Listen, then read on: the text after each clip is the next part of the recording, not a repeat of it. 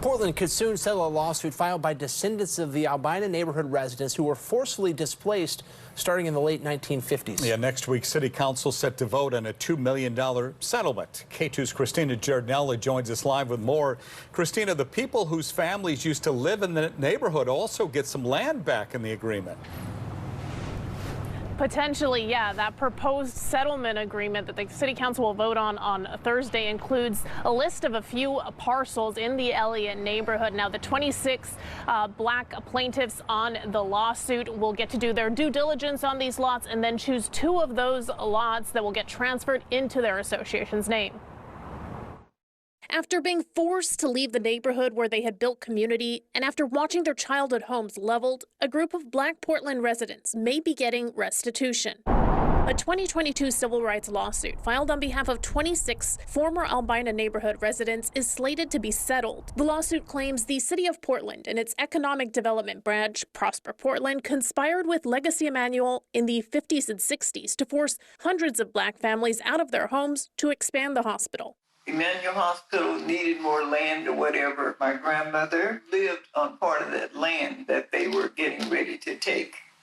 And just to see her, it was devastating. That interview, conducted by the Oregon Law Center, who's representing plaintiffs like Juanita Biggs. She says her family lost generational stability and wealth after the move. While they were forcing her out, they were telling her they were going to get her a better home and stuff like that, but it wasn't. The lawsuit claims many of the families were not compensated for the value of the homes they were forced out of under threat of eminent domain. Today, the hospital still has not expanded, and the place where many of the homes were leveled still sits vacant. Now, Legacy Emanuel's portion of this lawsuit was settled in 2023, but the details about that settlement are confidential. The vote on this from City Council will come on Thursday, as I mentioned, and we'll be following that closely and bringing you the latest.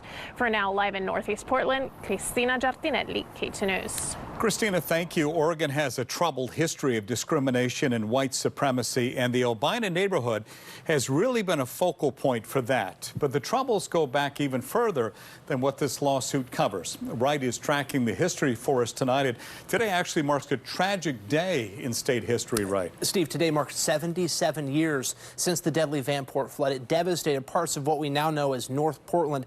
Let's go back even further. Starting when Oregon became a state in 1859, the state entered the Union with a constitution that banned all black people from living in Oregon. That ban stayed in the Constitution until the 1920s. Oregon's first large population of black people came during the 1940s, during World War II. Many worked as shipbuilders in Vanport. Almost overnight, it became Oregon's second largest city. But on this day in 1948, the Vanport flood destroyed it. 15 people died and thousands became homeless. Most neighborhoods still had covenants that did not allow black people to live there. So the city basically forced them into the Albina district. It became just about the only place black people were allowed to live. As for this new settlement, the city of Portland says it's among the first cities in the U.S. to resolve a legal claim that holds public agencies accountable for the discriminatory impact of past development practices. Last year, the city of Palm Springs in California settled claims by black and Latino families who were displaced during the 1960s. Stay with K2 News for continuing coverage on this settlement. When we're not on the air, you can always find new details on our website, KETU.com, or our social media pages.